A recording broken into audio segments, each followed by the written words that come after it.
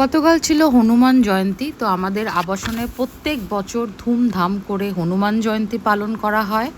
পুজো হয়, গান হয়, খাবার দাবার হয়, সকলের সঙ্গে দেখা সাক্ষাৎ হয়। তো খুবই ভালো লাগে। জাতি ধর্ম নির্বিশেষে মোটামুটি অনেক পুজোই আমাদের আবাসনে সেলিব্রেট করা হয়। তো আবাসনে থাকার এটাই একটা মজা যে আমরা সব কিছু সেলিব্রেট করতে পারি সবার সাথে মিশে। অপূর্ব সুন্দর করে সাজানো হয়েছিল আমাদের এই মন্দির। এই মন্দিরে আমাদের আছে হনুমানজির সাথে সাথে রাধাকৃষ্ণ এবং দুর্গা মায়ের মন্দির। তো সবাই আনন্দ করছিল, গেরুয়া বসন পরে গান বাজনা করছিল।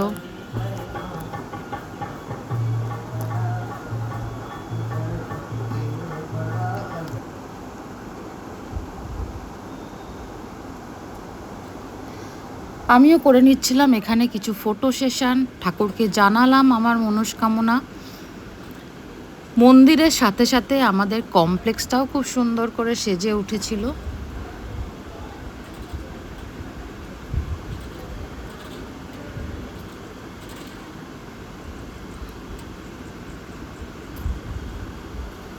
অসম্ভব সুন্দর লাগছিল ঠাকুরের এই বেশ, ফুলের গন্ধ, চারিদিকে ফুল দিয়ে সুন্দর করে সাজানো।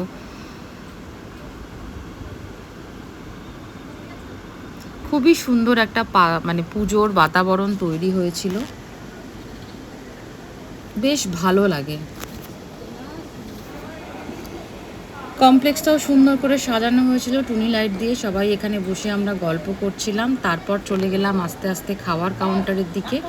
রাইস ছিল, মিক্সড ভেজ ছিল, আলুর দম ছিল, পুরি ছিল, আরও অনেক কিছু আইটেম ছিল, দই বড়া, চপ, পরাঠা, মির্চি, আচার, ডাল।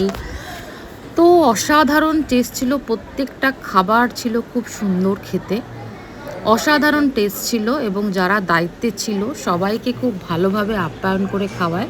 তো আমি এখানে আমার প্লেট সাজিয়ে নিয়ে বসে পড়েছি। তারপর করে নিলাম কিছুক্ষণ ফটো সেশন, ভিডিও। আপনাদের সঙ্গে তো সব কিছু শেয়ার করতেই হবে। তো আমার হনুমান জয়ন্তীর ভিডিও কেমন লাগলো সবাই কমেন্ট করে জানিও।